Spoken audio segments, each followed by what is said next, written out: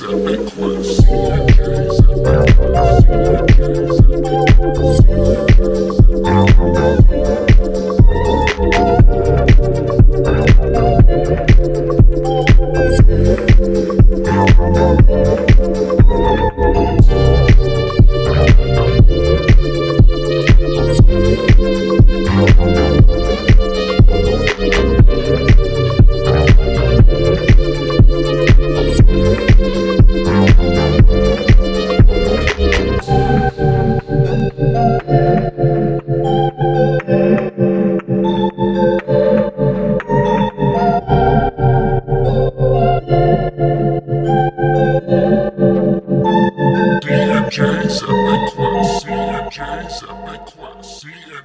Epic Quest. CMJ's Epic Quest. CMJ's Epic Quest.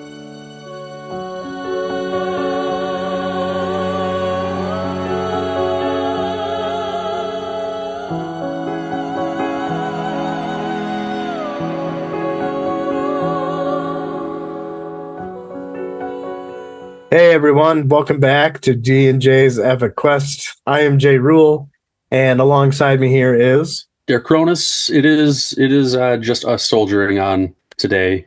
No other foot soldiers joining us for the first time in a little bit. Yeah, it's definitely been a minute. But how you been, dude? Good. Today was cold. We got some snow finally. I think maybe you guys got a little bit more up there than we did.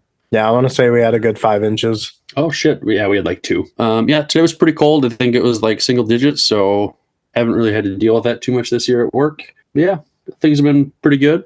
How about you? Yeah, it's been weird. This is definitely the strangest winter I've experienced in my lifetime. But outside of that, I realize and recognize that I am very out of shape, and yeah, probably should stretch before I do any major movement anymore. Oh, did you hurt yourself? What happened? Oh, yeah, I didn't even get to that part. Yeah, so, playing the Ojibwe lacrosse today at work.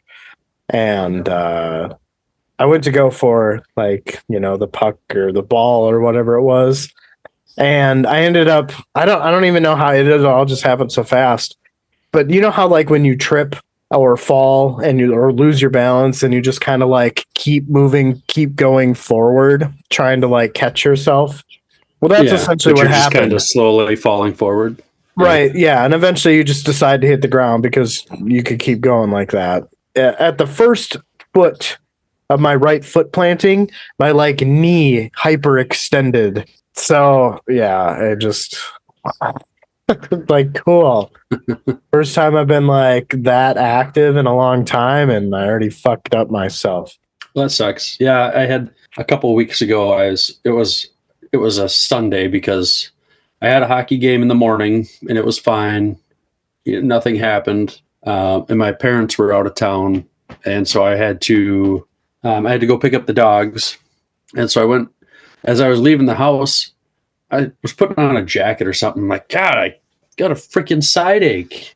Well, it didn't go away for 2 hours. I could feel it. So I must have just strained a muscle in my back. I don't know what I did. It didn't happen during hockey. I didn't do anything.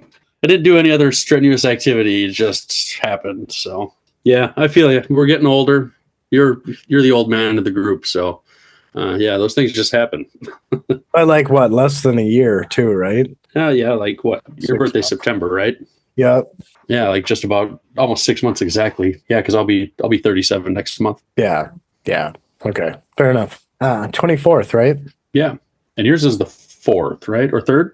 Third. Hey, I was right there, even though it took me 2 guesses. That was quick though. I knew it was in the beginning. Well, better than my parents do. I'm just kidding. I'm not sure what to make of that. I'm just joshing, just playing around. All right, well, I guess, should we kick it? Let's kick it. Let's do this. Let's do this. All right, well, before we get started in today's episode, we'd like to take a moment to thank and recognize Silverstone's Books. Please check out their website. Check out their storefront now. They do have a physical location. They have a large selection of fantasy, sci-fi, and horror books with many signed copies at very decent, reasonable prices. They've been gracious enough to give us a promo code for 10% off your next order. So that code is DJ Quest, all in capital letters. Check out their site, check out their serif font, pick up a book, and save a little cash. Absolutely. And something that's kind of cool is Kevin's starting to get some authors into the bookstore to do signings. I know he's got one sometime in March. I don't remember who it was. He might even have two in March. And then in April, he's got, I remember this one because I have the book. Without looking, I think it's Rob Lee is his name, but the book is Pathfinder. And I know I mentioned to you, maybe we could finally get down there. Maybe that would be a good time to swing down. I would bring my book and get it signed. So there you go. Do it up. Do it to ours. All right. Our patrons, we have Jan, the picker of pies and good books. And we know Jan as well. He responded. He was busy with work and sick. So glad he's feeling better. Yeah, me Luciana Etrigan. I haven't talked to Luciana much lately, but she has liked some of our stuff on Patreon. So that's always cool. Ryan, Topological. Damien, the Rock of Faces. Damien, get some comments from him from time to time. And I don't know. Have we heard from Ryan? I don't think we've heard from Ryan in a while either. Nate, fiddled me this. Talked to him not too long ago. Shield, Anvil, Dylan. Usually, I think he comments on YouTube quite a bit, but I don't know if I've seen any of his comments here lately. Yep. Also a fellow Minnesota resident. Yeah, maybe he's busy digging himself out of all the snow we got. Yeah. I wanted to shout out somebody from Facebook on a post that Nate actually tagged me in at one point, but Ram Briss, and he was, I think from the sounds of it, he was struggling with some parts of Gardens of the Moon, and he found us and was listening and has made his listening experience better because he's going via audiobook, but English is not his first language. So props to you, Ram. And if I know my flags, I believe he is from France. If that's not right, I'm sorry, Ram. I think it's France's flag that he commented with when we were chatting. Is it the three stripes, the red, blue, and white? It is three stripes. It is blue, white, red. Yes, I'm pretty sure that's France. So if it's another country's flag, my apologies. But it's cool that we know people around the world listen, but it's always cool to get that personalized touch like that. So when you get this far, Ram, there's a little shout out for you. Awesome. Thanks for the likes and the follow, Ram. We really appreciate it. Absolutely. And our other patrons, we hope you guys are doing well. Things are going well for you. And not even only our patrons, just anybody who happens to listen to us. For sure. Absolutely. It's always nice to know that we're not fucking up. So, yeah. Not too bad anyways. Right. I mean, within the defined limits of fucking up, for sure. Right. But not fucking up so bad where it's just like, oh my God, what are you guys doing? Stop. Just stop. Quit it. Knock it off. You're done. Right. But yeah, man. Yeah. Should we start this very humorous chapter off? Yeah, let's go for it here.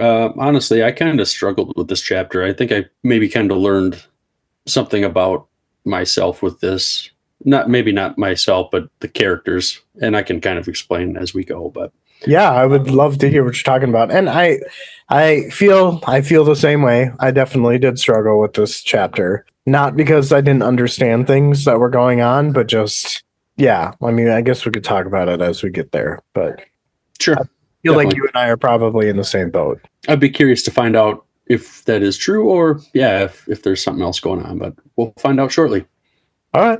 Well, you want to take the epigraph here? Right. Yes. Chapter 11 of Malazan's Memories of Ice. Epigraph here. The Malazan military's vaunted ability to adapt to whatever style of warfare the opposition offered was in fact superficial. Behind the illusion of malleability, there remained a hard certainty in the supremacy of the imperial way. Contributing to that illusion of flexibility was the sheer resiliency of the Malazan military structure, and a foundation bolstered by profound knowledge and insightful analysis of desperate and numerous styles of warfare. Abstract. Something 27? Is that 27? Thank you. 27, book 7, volume 9. On Tabol's 13-page treatise, Malazan Warfare, written by Annette Obar the lifeless. Interesting. I Any basically thoughts get, there? Or? huh? Oh, I was just asking if you had any insights there. I basically feel like saying that the Malazan military is basically just bullshit. That's kind of what I thought too. Like, because all we've heard so far is how, I guess adaptable they are, and this is just kind of saying otherwise. Like, oh, they're just a bunch of pretenders, but they really believe, in whatever style the Imperial way is. But they know a lot of shit about Right. other fighting styles. So, Exactly my well, thoughts. we ready to jump into this, man? Ready to start her off? Let's do it to it. All right. I felt like kind of throughout all my sections here, I didn't really have a ton of talking points. So we'll see what we pick off from one another as we go here. Sure. Spindle's shirt made of hair had caught fire. The smell was awful and caused everyone's eyes to water and burn. Picker watched Spindle stop, drop, and roll, and while everyone else laughed, she hosed him down with the water skin. He shouted that he was drowning, while Hedge was laughing so hard he nearly fell into the flames. Picker told everyone to calm down before they were all burnt crispy. Blend said they were dying of boredom. Picker said that it was a poor excuse because if boredom were fatal, there wouldn't be a soldier alive in the world. She said it was simple. Starting with the sergeant, the whole company was insane, and she's crazier than a lot of them. If she was any sort of sane, she would have taken off a long time ago. She runs through the roster of each person in the company and their flaws, mentioning that Ansi thinks the gods themselves took Quickben and that it's still Ansi's fault. Irritated, she stuck a finger down her torque and itched and said the gods don't give a damn about any of them, no matter what they do. Blend asked if the torques were bothering her, and she said to be careful. She wasn't in the mood. Spindle got up, in a miserable mood. He said that there were malevolent spirits about. Picker said to mark them, and she'd carve them into his gravestone. That was a promise. Hedge said Spindle smelled like dog shit, and that not even a grease-smeared bargass would come near him. They needed to have everyone vote to bury that shirt somewhere. Ansi hushed them and said something or someone was out there. Picker trailed off, saying if it was that angry squirrel again. Spindle chimed in, saying he didn't do anything wrong and nobody was doing nothing with his shirt. Well, he's still breathing anyways. That, and they didn't vote on anything in the 9th. Hood only knew what Whiskey Jack let them do, but they weren't in the 9th anymore. Ansi hushed them again, saying that someone was out there shuffling around. Something suddenly appeared before the sergeant.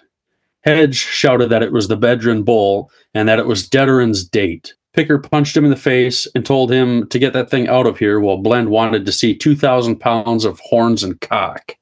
It was That's right, because she was mad about it. But the 2,000 pounds of horns and cock is basically word for word from the book there.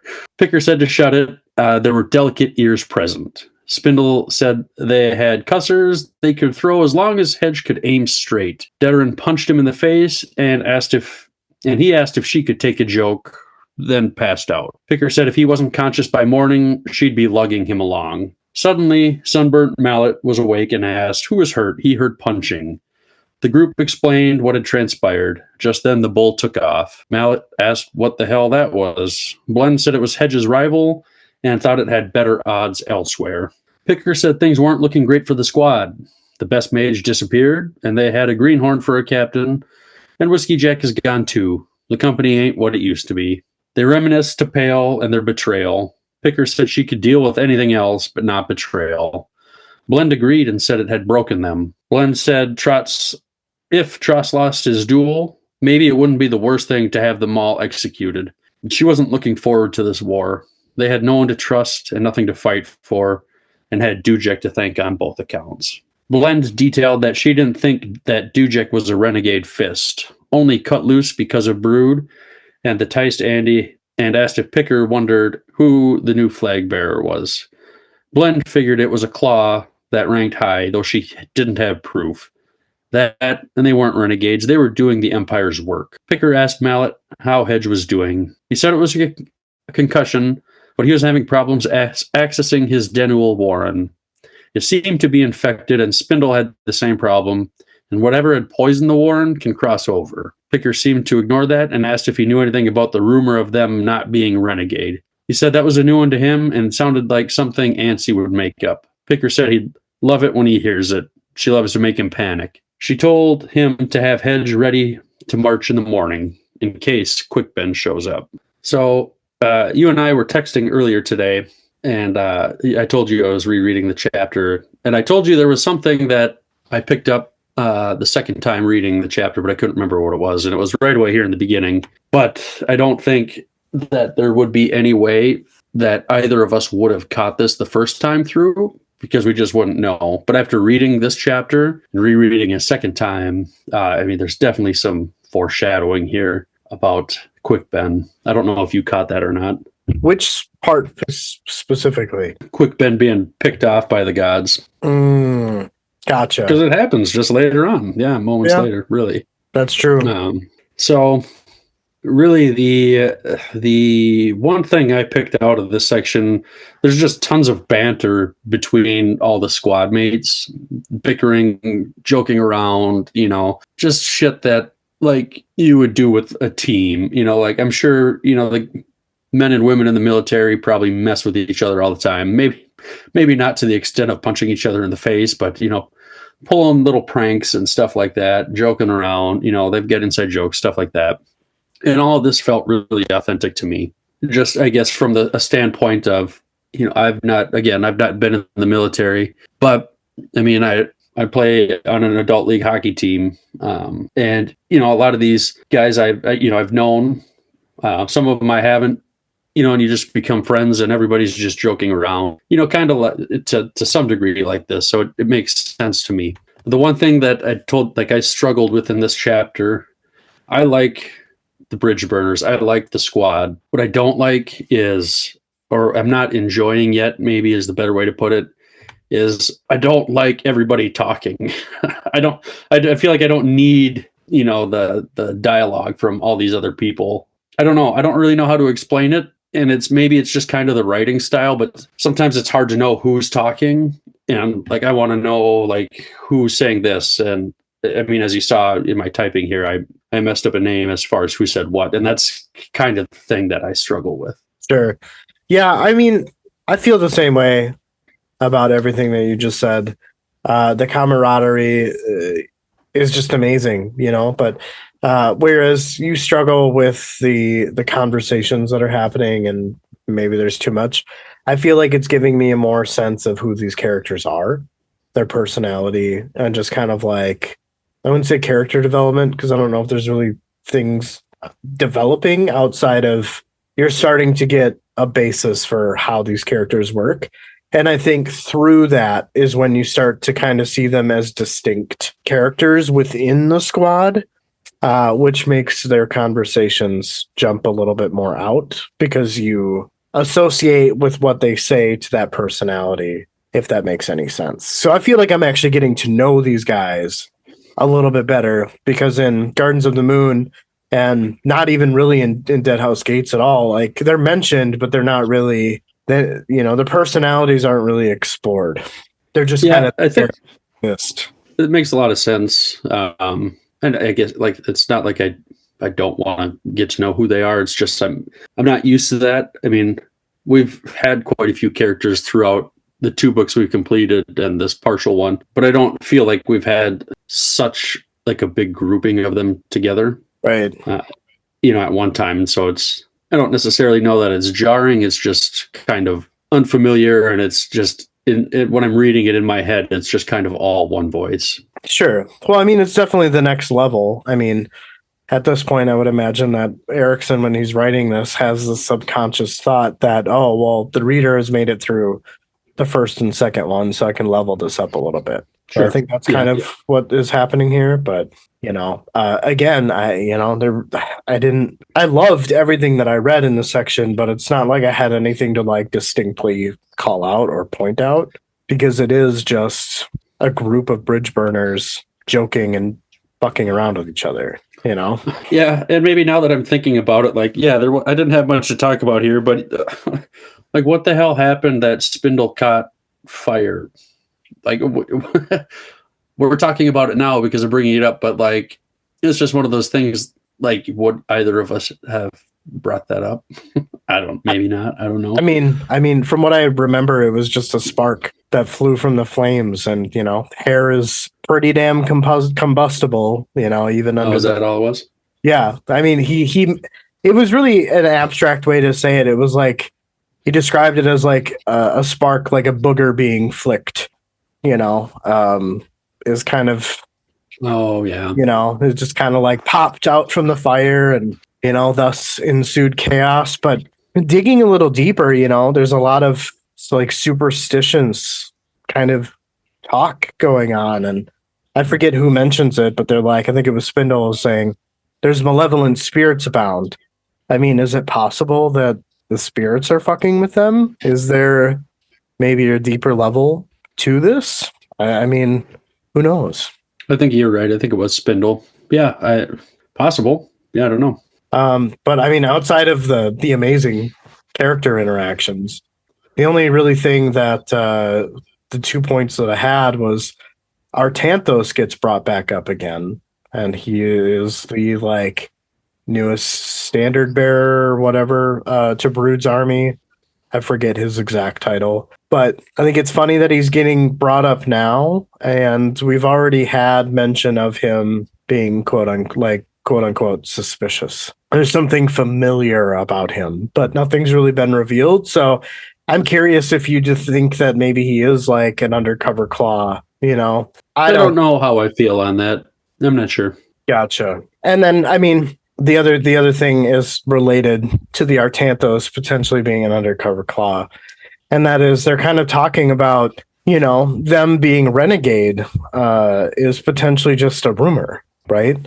I was kind of under the assumption based on the end of Dead House Gates when Kalam has that conversation with Lucine inside of the dead body. Remember? Yep. How they were all like, well, it's just for show, right? Like they're not actually like alienated. Kalam was under the impression that they were, cast out renegades from the Empire. And Lucine says that no, that's essentially just a feint. But now, I mean, they're talking about this. It's clearly traveled down to these levels of soldiers. So, whether they think it's true or not, I mean, I guess it doesn't really matter, but it's definitely being heard and talked. Right.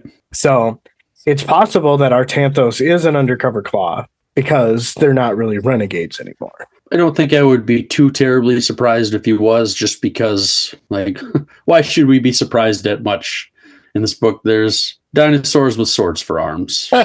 So, I mean, maybe it's Topper in disguise or something, Not Quick Ben in disguise? No. He's not that quick to be two people at once in the same spot? No, he is, just not this person. Gotcha, okay. Nice jab at me. You gotta take him when I can get him. Yeah. You're just like Picker. All right. Well, yeah, I don't have any other thoughts for that section. I don't know if you do. No, let's keep her going here. All right. Another little shorty. There were a lot of short ones mixed with some pretty long ones. I got the longest one again in this one, and I did well. I managed to summarize it in like a page and a half or so. Yeah. So yeah, I was just thinking, yeah, you did have the longest one. Yeah, I think it was like 11 pages or something. But hands clawed, rotted, stained energy. Quick Ben dragged himself from his warren, gagging on the sickly taste that was left in his mouth. The mage staggered forward, halting when the night's air flowed into his lungs, waiting for his thoughts to clear. The last half a day had been spent struggling to exit Hood's warren, even though it was the least poisoned warren amongst those he commonly used. The thought made him feel deprived and stripped of power. Quick observed a line of hills off in the distance, and a faint orange glow bathed the nearest hill. Quickben sighed. He had been unable to establish any sorcerer's contact with anyone since the beginning of his journey. Quick had some thoughts to himself about how Paran has left him a squad, and that was better than he could have hoped for. However, he wondered how many days they had been lost. Quick was supposed to be Trotts' backup if things went south. He stepped forward, still fighting the lasting effects of the Hood's infected warren. He thinks to himself that this has been the work of the crippled god. Sorcery is what struck him down, so the crippled god has waged war on sorcery itself, taking it out of his enemy's hands. He tells himself that he can sniff out feints, and the Panion, well, that is definitely one. And somehow the crippled god has found a way to release the floodgates of the Warren of Chaos. He wonders if the Panion's Domin knows that they are being used. A game designed to test the will of the crippled god's opponents. His thoughts tell him that he needs to take out the pawn, the Panion Domin, as soon as possible.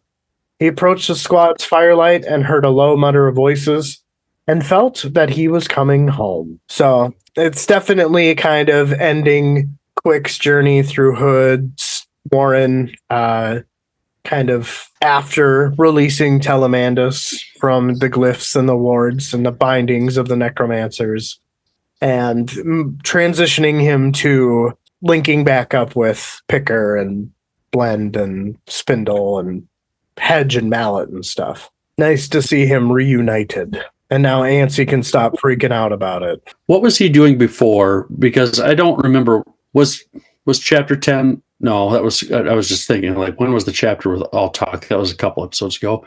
I don't remember what Quick Ben was doing last chapter, or last time we saw him. If it's been more than one. The last time we saw him, I believe, was chapter 8. At the end of chapter 8. What was he doing? I don't even remember. I've got the memory of a goldfish here. That's why we're documenting this. Right. He was freeing Telemandus from the Boshalan and Corporal Broach's bindings. Okay, gotcha. Yeah. Again, a very short section.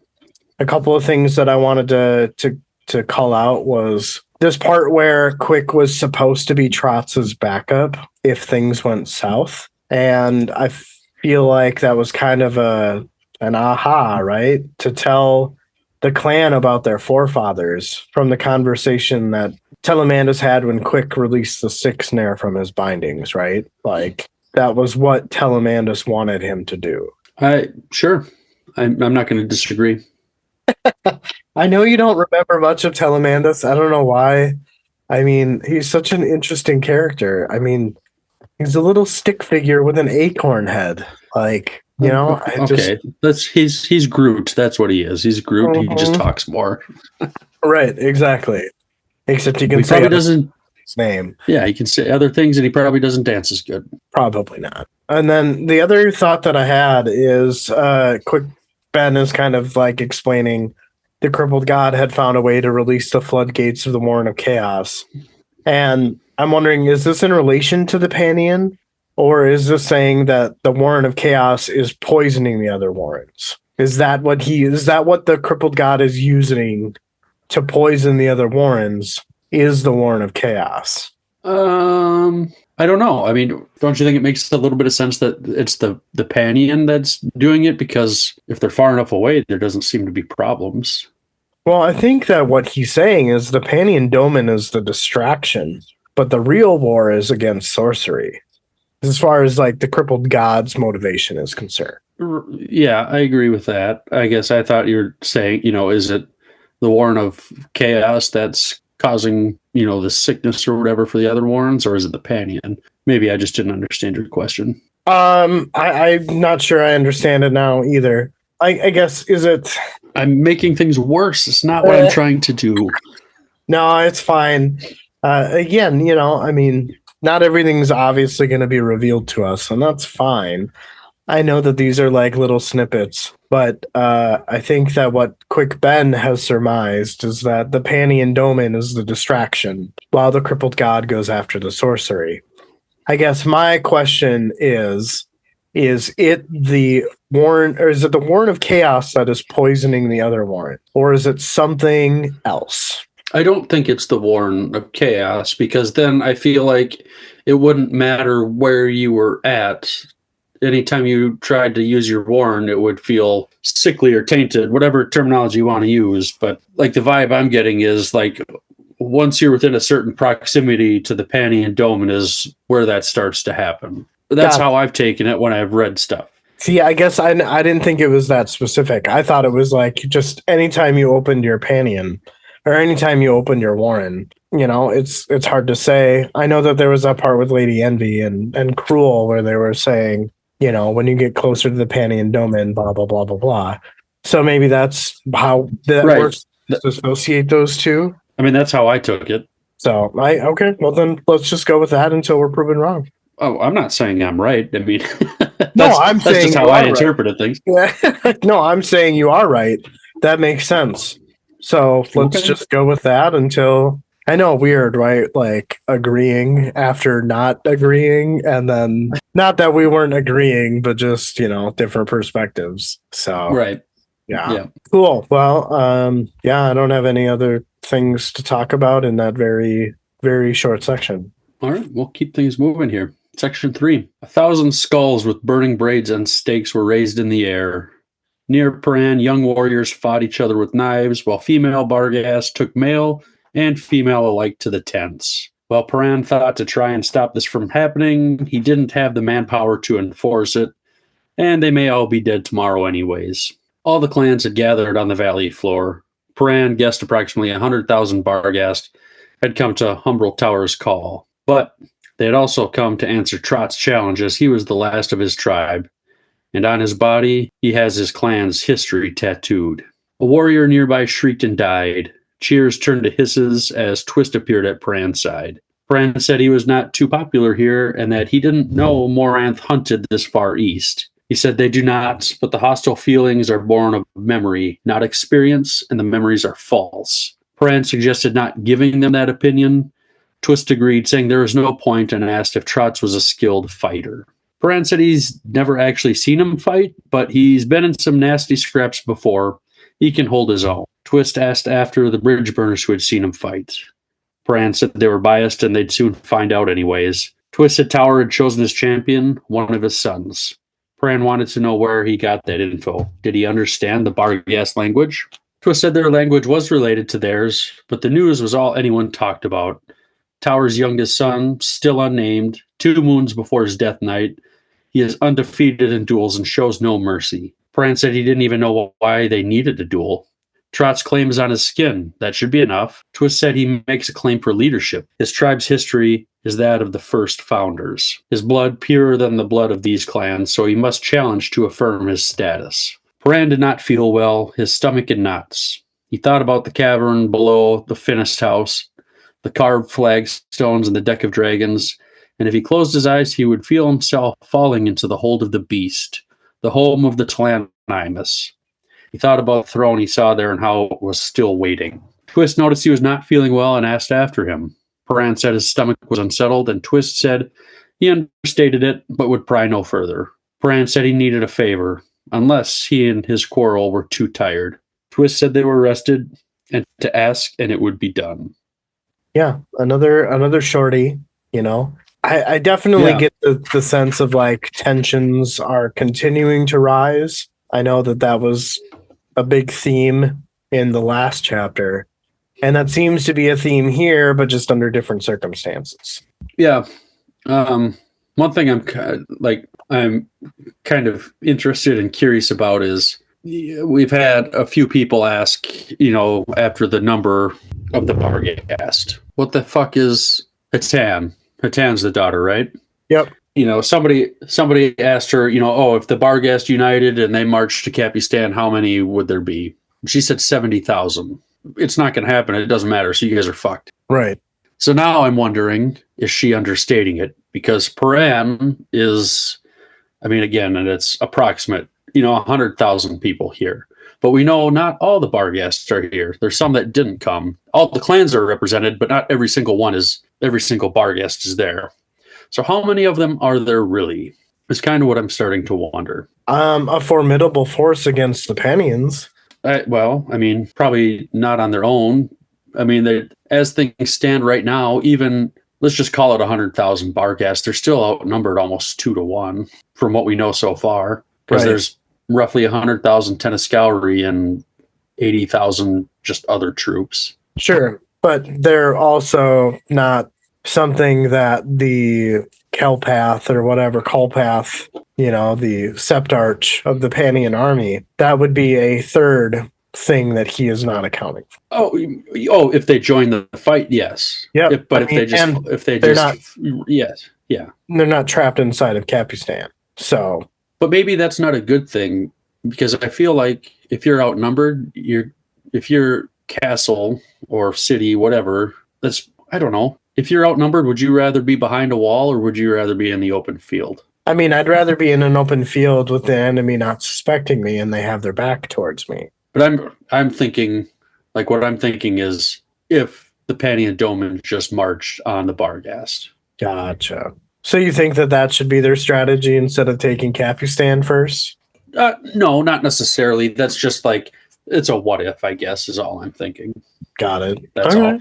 Because obviously, yeah. Like if they take the city, I mean, their numbers they're gonna take a hit in their numbers. But yeah, it's just like, well, what if they just went straight for the Barghast? I don't know. I think I'd rather be in a defensible structure than out in the open field.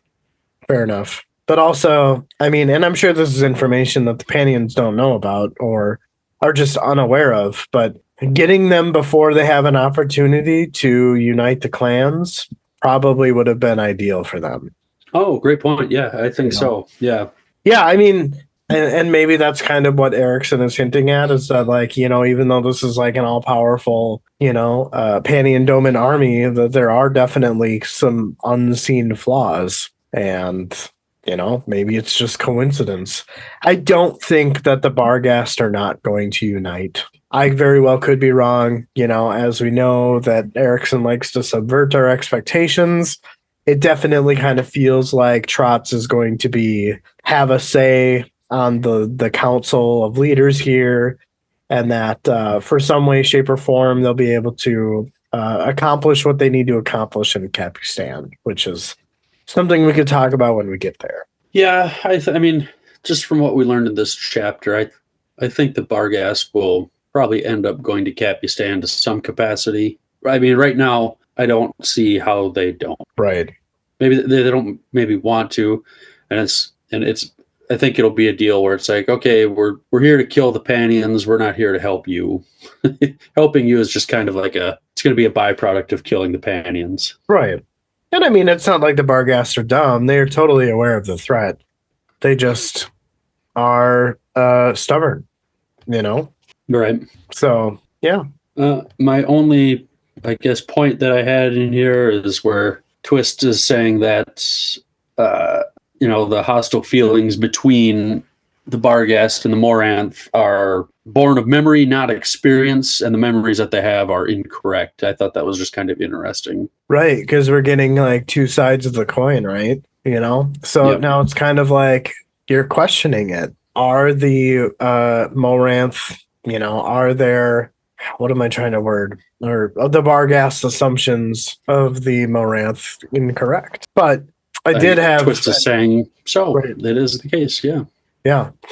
And, you know, it's just, it's such a real world thing to talk about, right? I mean, take any religion, right? And the bickering amongst, you know, the ones that disagree the most, Christianity and atheism, right?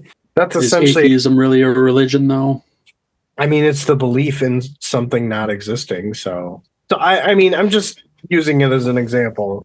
Because they're the most polar opposite, and I don't have any other experience in any other religions. But you know, I'm just saying that memories are false, right? And I think that this is really kind of what Erickson is trying to tell us: is that at one point in time we were all connected, but then as through the generations we've forgotten, we have lost what it means to be this group of people or this culture or this religion. And even though we all came and stem from the same place, we are now segregated and divided from each other because we have forgotten where we came from. Good point. So, but on a side note, not really related to anything that we're talking about here, but just kind of related to what they're talking about. And the Barghast are upset with the Moranth because they essentially kind of accepted the Tisti or the Tisti-doers' way of life, so to speak, you could say it. Like they looked up to them in some way, shape, or form. But going alongside of that, I was thinking about this the other day, and the Hounds of Shadow, right? I know that we've always kind of like wondered where they came from. Do you think that they were once working for the Tisti-doer? Being that was the Warren that Shadow Throne took over? Do you think that they're like hounds created by Mother Dark? Why would she need that? I don't know. I'm just spitballing here. I was just thinking about it. I'm like, that's just my first question. Why would she need it? Obviously, there's a ton we don't know. So I don't know. What purpose would they serve for her? I don't know, to maybe like stop the feuding between her children. I mean, like, hey, here's some puppies. I don't know. Because that's I'm laughing because my mind went such a different direction than what you just said. Because I'm thinking you're like, oh, I'm going to send my kids some puppies so they behave, and like that seems to be what you thought or how I interpreted what you're saying, and my brain was like, I'm going to send some dogs to kill my kids. Yeah, no, I was not going that dark. Damn, dude. Damn. That's funny. It was funny. But yeah, all right, well. Yeah, it's just interesting. I don't know why that part reminded me of the hounds, but I don't know. I think about this world on a daily basis, even when I'm not reading. It's like always inside my mind, you know? Yeah. Oh, I think about, the chapter that we're reading. And then when we get, I think about what we'll talk about when we get to talk about it. Very true. Well, I don't know about you, but I'm ready to move on if you are. Yep. All right. The sun was starting to rise and the color bathed the eastern horizon. Haran was tired and cold, huddling beneath his blanket. He observed the various clans in the encampment filling the valley. Whiskey Jack's briefing had been brief, but he had given Paran the heads up on which clans to watch out for. Among the clans, Humbrol Tor's closest rival was the war chief Maral Ebb of the Baran clan, who had arrived in strength over 10,000. There was the risk that Maral might contest Humbrol's position. 50 duels had taken place the night prior between the Baran clan and Humbrol's own Sanan clan. Outside of the major clans, there were several smaller tribes that contributed to the whole of the white-faced nation. With the long-standing feuds amongst the many clans, Paran was surprised at how well Humbrol had maintained the peace for the last 4 days. Paran thought to himself that today was the day that they would either live or die. He pushed that last thought away, and a voice wailed to greet the dawn, and suddenly the camps were alive, slowly making their way towards the challenge ring. Paran glanced over and saw his Bridgeburners stirring. The captain knew that if it came to it, they wouldn't go down without a fight. The captain looked to the sky to see if Twist and his squirrel were returning, but Paran couldn't see anything but clear blue skies. A silence amongst the Barghast caused Paran to turn and see Humbrol Tor striding through the throng to take his position in the center of the ring. The war chief wasted no time with words, and with some gestures of his weapon and a small interruption, Trotts stepped through the crowd to take his position. Paran saw that Trotts was wearing the standard issue of a Malazan soldier. Humbrol turned the opposite direction and gestured once more with his mace. His youngest son entered the ring.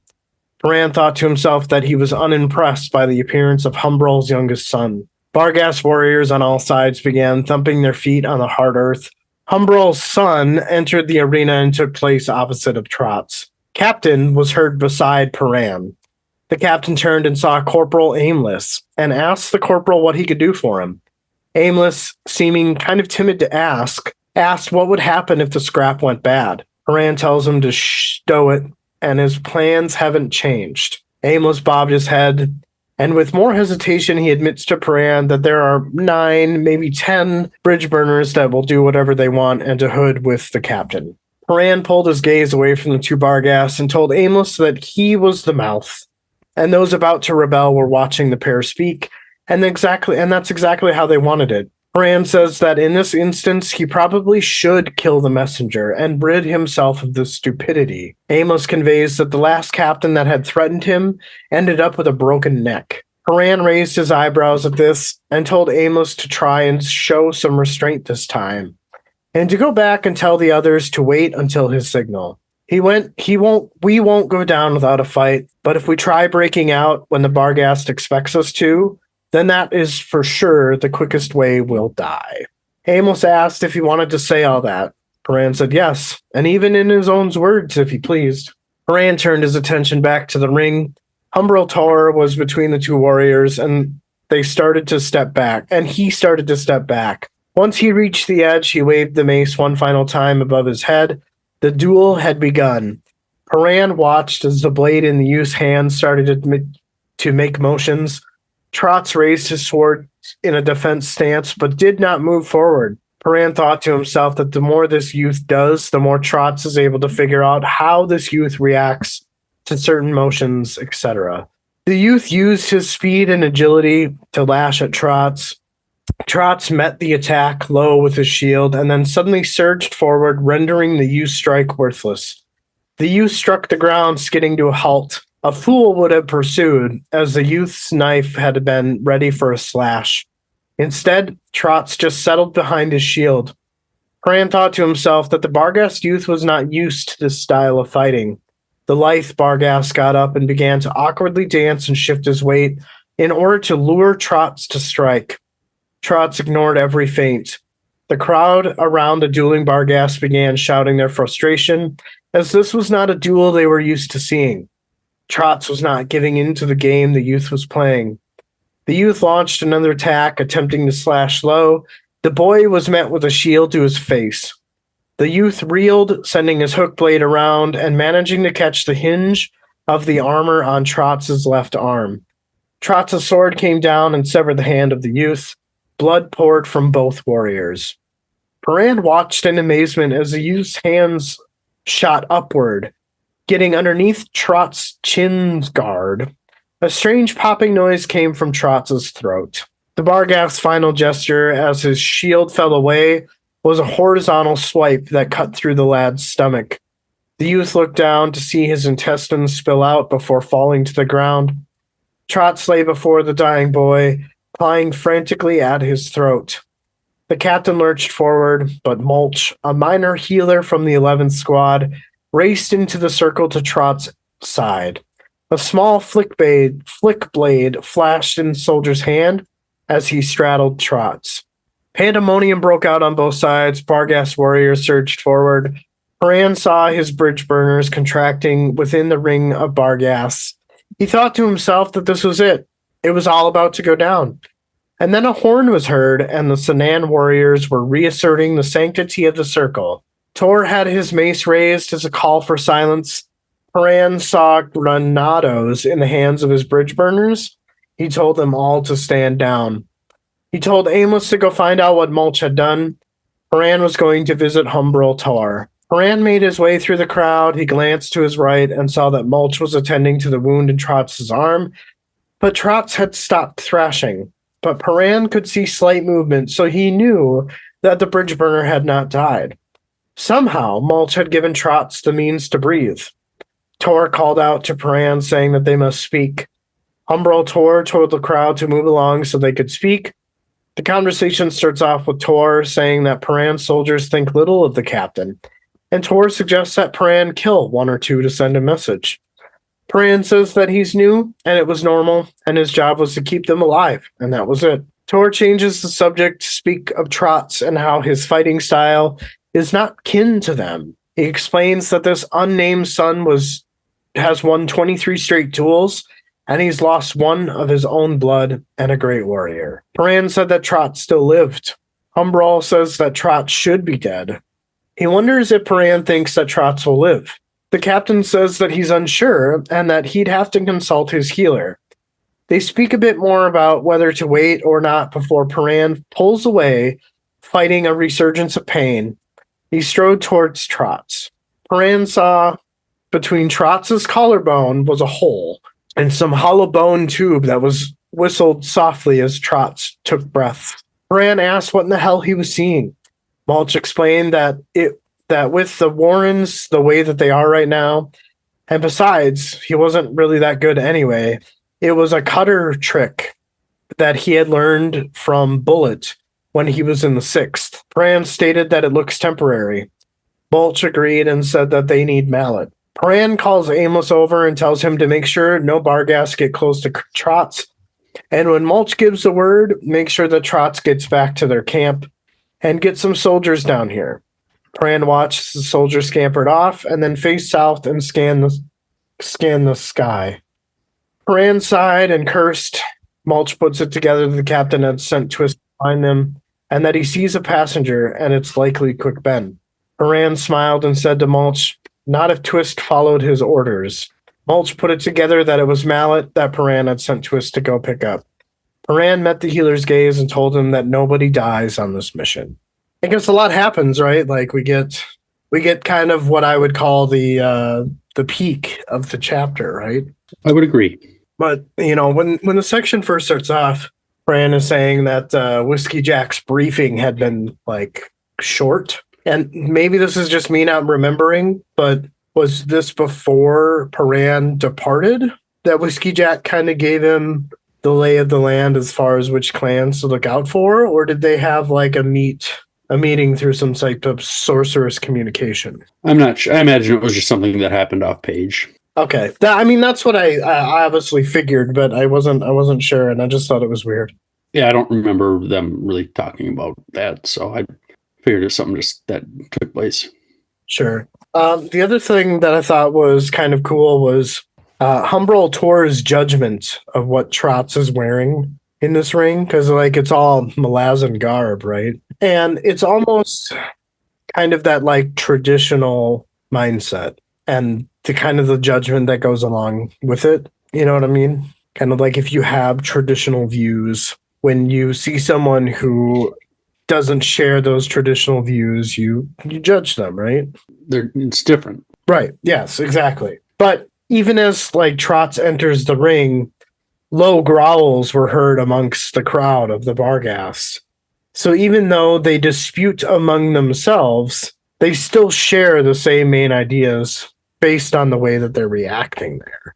I did not catch that. There still is some type of unity there. There still are shared traditions amongst the clans, even though they have disputes amongst themselves. I guess it makes sense. I mean, they don't like the Malazan, so I mean, they might not like each other between their clans, but it sounds like they'll all hate the Malazans. Right. Right. I mean, and I think it's pointed out later in the chapter that kind of gets brought up. One of the other things that I thought was cool is just how Captain Paran and like this aimless interaction, and Paran is just like, you know what, we won't go down with the fight.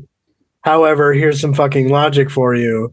The Barghast expect us to leave, and when we do exactly what they think, they're gonna kill us. So let's just wait and see what our options are, right? And it's funny because I know that he fears this, and maybe fear is not the right word, but predicted this earlier on in the book, that the Bridgeburners would try to stab him in the back. And I think, though, that he handled it well. Maybe even got a little bit of the reverse thinking on these Bridgeburners that want to defy his orders.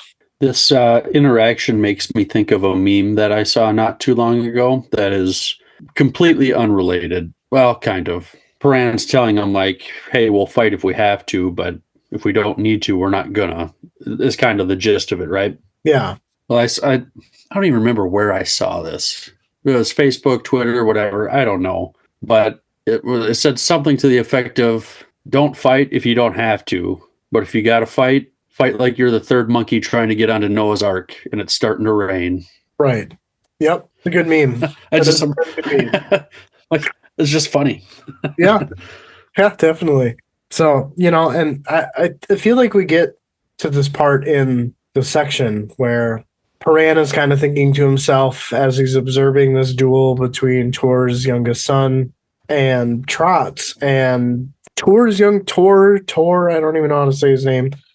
His youngest son. Tower. Yeah. I don't know. Tower. Whatever. Fuck it. Whatever. It doesn't call matter. Big T. Right. Big T. Because that rhymes with something else. What? Ice T? Big D, Big T. Oh, gotcha. Okay. I didn't know where my mind was going. Clearly, we're on different wavelengths tonight. All good. Sorry. No, it's fine.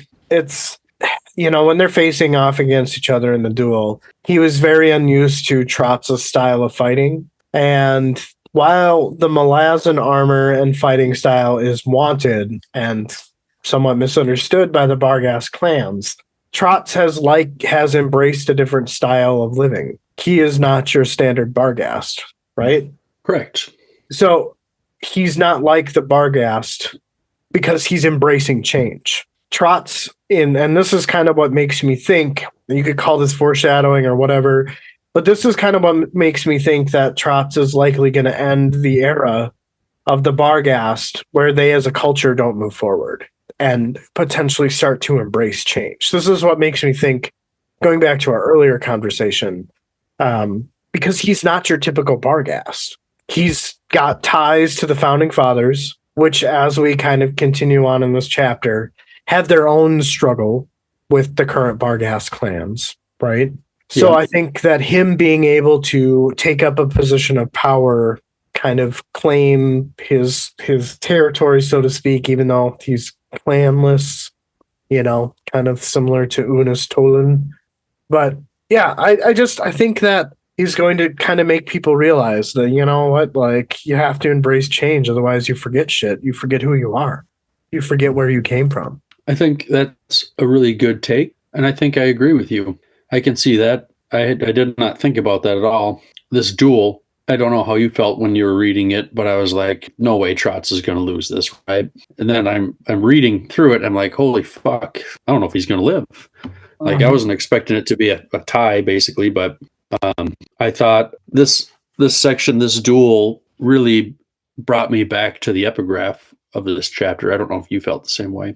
No, I see where you're going, but in the moment, no, I did not. Gotcha. Just, yeah, like his fighting style, because Tower's son is, I guess, I don't know what you'd want to call it, just like a guerrilla fighter, right? Like, kind of just, whatever it takes to win kind of deal. And Trotts is just very disciplined and by the book, with his stance. Like, it's just military, it's just drilled into him. Like, don't turn your back to the guy, all like this shit, whatever, I don't know. But clearly he's had this stuff drilled into him. Like, this is the way you do things. Like, this is how you stay alive. This is how you beat the enemy.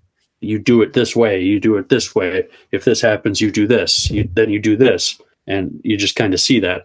Made me just think, like, compare him to like a Roman soldier or something is kind of what I felt like.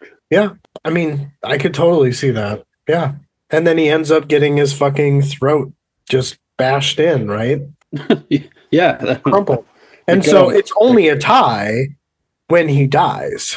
So now there's this like sense of urgency to it, right? Like, oh fuck. Our lives are in danger.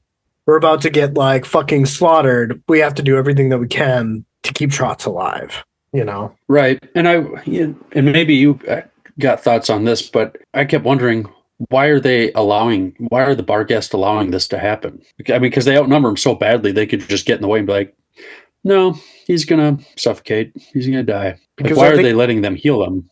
I think because they don't want to tie either. Okay. I mean, I guess, yeah, if they both die, then you're going to have like two other guys go, you're going to pick another two champions to go at it. I guess. Yeah. Yeah. I don't know. I guess that makes sense. Yeah. Yeah. So, yeah. And I think we'll talk about it and just kind of how he was saved. But I think that Paran got some mad respect among his soldiers at the end of this chapter, or not this chapter, this section. And kind of is maybe starting the foundation of building that loyalty that Dujek and Whiskey command by saying that nobody dies on this mission. Like, he's making it personal, his personal mission to make sure that nobody dies. And I think that, like, as a soldier hearing like a commander say that, you're like, oh, that includes me. So I think it would help put things at ease a little bit. Right. And make me not want to put a knife in his back. For now. Right. Exactly. But a very long scene. Definitely better reading it than summarizing. But yeah, I don't have any other thoughts. Like I said, I think the tie, the duel, some of the surrounding symbolism between the duel is really kind of the higher points of the section. Yeah. I mean, like, when it was coming up, I felt pretty relaxed. I'm like, okay, I don't know how this is going to work out, but like, Trotts is going to win. And then it kind of put me on my head a little bit by the fact that, he just about died too. And you're reading this, you're like, okay, well, he could still die. He might not make it out of this. And so now you're kind of sweating it out a little bit. So yeah, it was good. I liked it. Sweet. Well, if you are, I'm ready to move on. Yep. Picker asked Quick Ben if they needed to get someone to carry him. Quick Ben said no, it was getting better. The Barghast spirits were thick here and getting thicker, and they're resisting the infection. He'd be fine soon enough. Picker said if he was sure, but he looked in rough shape. Quick Ben said Hood's Warren is never a fun place to be. Picker said that didn't sound great. What do they have to look forward to then? Quick Ben said nothing. Picker replied, saying to wait until Antsy found out. Quick Ben said she only did that to make him squirm. Picker said the squad needed entertainment. The squad had seen no other person since Twist had visited that morning, and they knew the duel had taken place, but they didn't know the outcome. Picker thought they could be walking to their own executions. The squad was in strung-out shape and not in the shape to fight back. The landscape was desolate, and by Twist's estimation, the Barghast camp was roughly 4 leagues away. If things went well, they'd be there by sundown. Quick Ben grunted, and when Picker turned, she saw hands covered in dirt grabbing his legs. He was pulled down, bony fingers pulling him under the earth. Picker grabbed onto him, trying to keep him above the ground, but he told her to let him go before she pulled his arm off. Quick Ben went fully under. Moments later, Antsy was on the scene with a shovel, sending dirt into the air. Picker told him to stop before he took off the top of his head. In a panic, he said he didn't see any blood. Maybe hair. Was that hair? Spindle called him an idiot and said it was roots, not hair. They were ambushed by Barghast spirits, and they got Quick Ben. Antsy, still panicking, said he wasn't dangerous enough to be taken, at least not yet, and he wanted to get off the barrow and wanted to know what to do next. Picker said they would wait a couple hours. If he didn't dig his way out, they'd leave him behind. She said it's either that or they level the whole damn hill, and they wouldn't find him anyways. They took him into their warren. Antsy said mages were worthless. Couldn't count on them for anything. They may as well pack up and get moving. Picker said it wouldn't hurt to wait a little while. Antsy changed his tune and agreed. Picker said they could use some food. Antsy said he'd get right on it. Picker couldn't help but think how fast Antsy was losing his mind. Another transitional section, right? Like it's just, moving things along. Twist has found him. Quick Ben is in tow. He looks like shit. And then he's taken by Barghast spirits. Yeah. I mean, yeah. So I don't. Again, there's more banter here, between the Barghast. Just kind of, the last section was pretty heavy, and then here it's just like, oh, well, you just really love to piss Antsy off because, the group needs entertainment, So, yeah. But I didn't major thoughts for this section.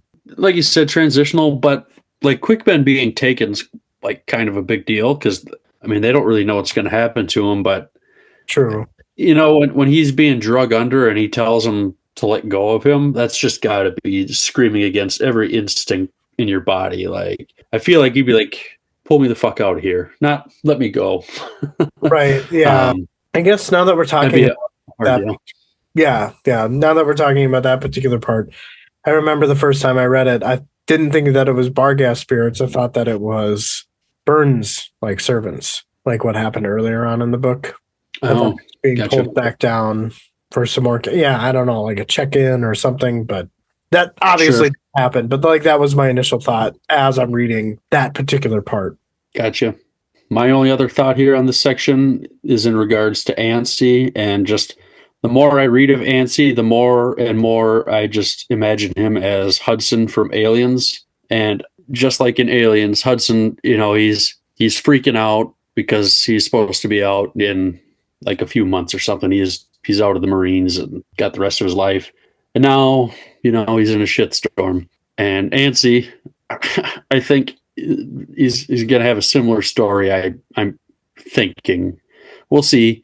But I think he's going to pull his stuff together here, like, in a fight. He's going to be kind of the hero. He's going to go down in a blaze of glory, but he's going to die, I think. I'll ride along with that. I don't have any other opinions, so cool. Can do. We'll see what happens. Yeah. Well, should we see what happens to Quick Ben here? Yeah.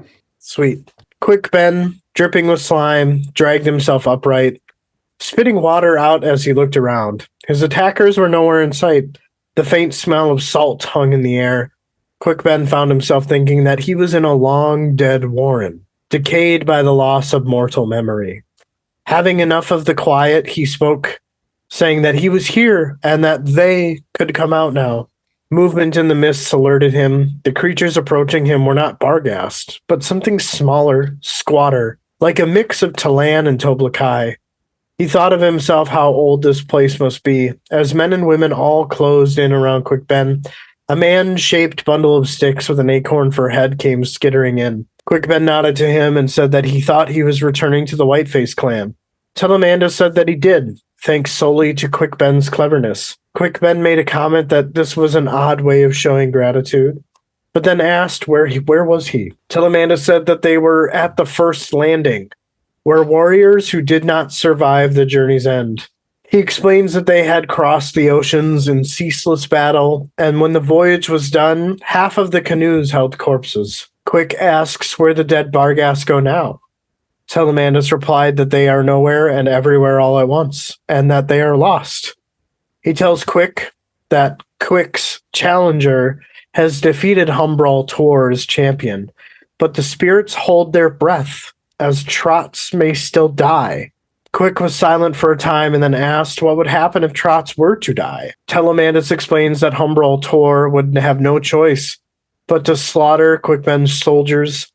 The Barghast chief will face civil war, and the spirits themselves would lose their unity. The stick snare said that this was not why he brought Quick Ben here. He gestures to the figures behind him and states that these are the warriors to the army, but they have no war chiefs among them. The founding spirits were lost long ago, but a child of Humbral Tor has found them. Quick Ben could tell that there was a problem and stated those words. Telemanda said there was, and that was that those founding spirits were trapped within the city of Capistan. The realization of this fact slowly set into Quick's mind. He asked if Humbral knew. Telemandus explains that he does not, and he was driven away by the clan's shouldermen, as the ancient spirits are not welcome. They're divided from time and the loss of memory. The ancient spirits are strangers to their children. Quick asks if Humbral hoped that his child would find these founding spirits. The stick snare said that Humbral took on a grave risk, but yet knows the Whiteface clans are vulnerable, because the young spirits are too weak to resist the Domin. Quick asks if he were to tell Humbral, would he believe him? Telemandus said that the mage must do what he can to convince the war chief. Quick said that he freed Telemandus from his wards.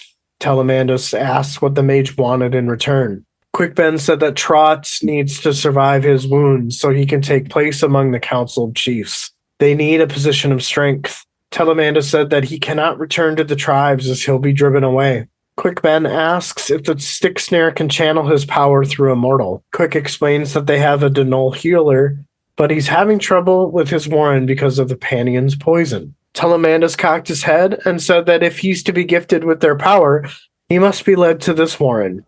Telemandus turned to survey his kin and then faced the wizard and said that he agreed. So you got a few thoughts here. I've got lots of thoughts. Okay.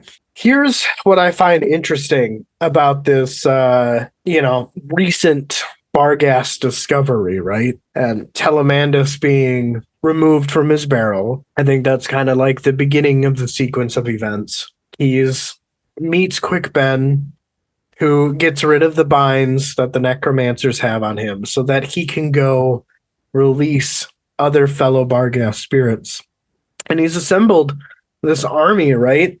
And basically have returned to this warren that hasn't been used in however long, right? So long that current Barghasts don't even know it exists, right? Like, I love that. It must be line. pretty old. Right, exactly.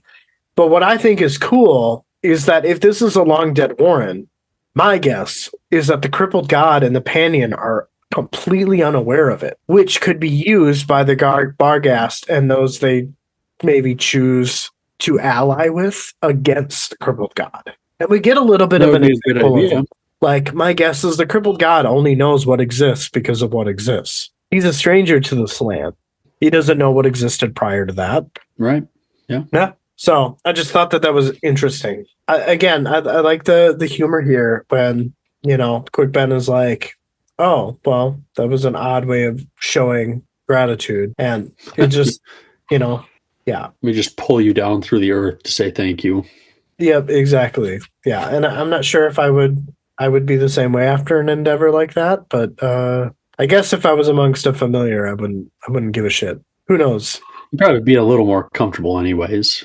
Yeah, he just seems very like nonchalant about it now, which I think is Yeah. the reason why I didn't feel as impacted by it in the earlier section. So, and then where he's talking about the warriors not surviving the journey's end, it kind of makes me feel like this first landing, so to speak, is some type of waiting room, but like a waiting room for the dead. But maybe I'm wrong for thinking like that. But So it's like purgatory. maybe, just kind of like a place to hang out until your next step, until ascension, maybe, I mean, I don't know. I I just, don't really have any thoughts on it. So I'll go along with it, like, as you say. yeah. So, and this is kind of where going back to what we previously talked about, but the spirits holding their breath as Trotts may still die. So I think that this is maybe why they don't want a tie, is because the Barghast all recognize the consequences that if Trotts were to die. If there is no champion, then it equals the slaughtering of the Bridgeburners, which I'm sure the Barghast could care less about that. But then not only that, but just civil war amongst the clans, which is obviously not going to be beneficial if they're going to take on the Pantheon. Right. Yes. But I almost kind of get a feeling that Trotts may be related to Telemandus in some way, shape, or form. I don't know why. I just got that like weird feeling due to like the lack of information. Just like a descendant. Yeah. I wouldn't be surprised. I mean, they don't explain his tattoos. They explain that his lineage is there and that it explains his history. But, again, it's just kind of like, similar themes to what we already talked about, but the Barghast have no memory, so any ancestral spirits they don't believe are their ancestors.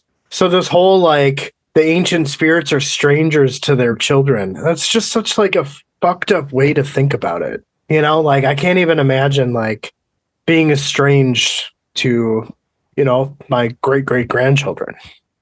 Like wait a minute. Like you've forgotten everything from here backwards? Like the fuck, dude? So yeah. And it's said they were saying that only the young spirits are welcome, but the young ones don't have any power because they have forgotten too. I thought that's why they were welcome, because they're not very powerful. That is true. Yes, I forgot about that detail because they're not afraid of them. Right. I mean, I guess that's where just my thoughts went right away. Yeah. The last thing that I had was that when Quick Ben is like, hey, I freed you from your woods, bruh. And then Telemandus is like, okay, well, what do you want in return? I find this to be a really weird exchange because Telemandus needs Trotts to survive, not because of his lineage, because if he dies, the civil wars, the clans, why are they bargaining? Or why does Quick have to bring this up to Telemandus like he's lording it over him? Like I thought that was very weird exchange. Maybe he would have thought he wanted something else. I guess. I don't know what he would want, but maybe that was just Quick's way to move the conversation into the direction of allowing Telemandus the conversation to gift his power into a mortal. Yep. So maybe that's all it is, and maybe I'm just reading too much into it, but yeah, that's my thoughts. All right. Ready to keep going? I'm ready to keep going. I think I got a short one here. As Twist descended in the quarrel, a javelin ascended towards them, but missed as they landed in the circle. Laughter and curses rose from the warriors, but no further action was taken. Pran looked at the squad who was protecting Trotts and Mulch, then yelled to make a hole as he pushed past the Barghast warriors. He told Twist to get out of the area. He said he would return to Ansi, but wanted to know what happened. Pran said Trotts won the fight, but they may yet lose the war, and to hit the road before he was stabbed. Pran grabbed Mallet and said it was bad. Trotts won the fight, but his throat was crushed in the process. Mallet asked how he was still alive. Pran explained that Mulch had poked a hole in his chest above the lung, and that's how he's still breathing. Basically gave him a fucking tracheotomy. Mallet said that was clever, but he may not be much use to him or Trotts. Before he could finish his sentence, Pran barged in and told him he had better figure it out. If he dies, so will the rest of them. Mallet tried to explain the problem with his warren, but Paran wasn't interested in excuses. Just heal him. Mallet told him that in the process, it would likely kill him. This surprised Paran, and Mallet told him it was a fair exchange. He'd heal Trotts, and they would all get out, and that's what mattered. Paran replied, "As you say, Mallet." Mallet said Aimless was waving them over. Paran told him to go, and noticed he never faltered in his step. He wondered who these soldiers were. Yeah, Paran, pretty cold to Mallet, saying, basically telling him, you got to kill yourself to heal and save this guy because right now he's more important. And Mallet's just like, yeah, fine, I'll do it. And I was kind of wondering if it was, a genuine act of selflessness or if it was sarcasm, but I think he was pretty genuine about it. No, this makes sense. Like, I'm not happy about it, but I'll do it. Then Paran kind of catches himself that he's kind of being a dickhead about it. Probably should have found a different way to word things, but in the heat of the moment, that stuff doesn't come easy. I've got some thoughts on leadership in one of my later sections regarding Paran, so that's about all I had to say there. Gotcha. Yeah, and I just think that he's not thinking. He's not thinking about Mallet. He's thinking about everybody, which I think Mallet understands. So I would agree. I definitely think that he's being genuine here. Yeah. That's what Bridgeburners do. They just scratch each other's backs, even though they, give each other shit all the time. But when push comes to shove, there's no question. Oh yeah. That's how, any good friendship should be, right? Yeah, they're soldiers and they know they've got a job to do, but I don't think you do that type of stuff for somebody if you're not friends with somebody, and it's probably more than that. It's family. It's not friendship. It's just family. Right. It's a very good point. But yeah, I don't have any other thoughts outside of what we just talked about. So yeah, we can keep going here. I feel like we're cruising along pretty good. We're still almost 2 hours here, so yeah, I guess that's about our use. But anyway, Mallet pushed Mulch aside and knelt next to Trotts. Mallet reached for his warren, and Mulch warned him about his warren. Mallet told the cutter to shut it. His eyes closed as his fingers touched the collapsed, mangled throat of Trotts. He opened his warren, and the diseased power rushed into him. He felt intense physical pain, and then the world vanished within that pain. He thought to himself to find the path, the vein of order. He tells himself to fight it and stay sane. He felt his sanity tearing away. He drew on the core of health within his soul, felt it pour through his fingertips to Trot's throat.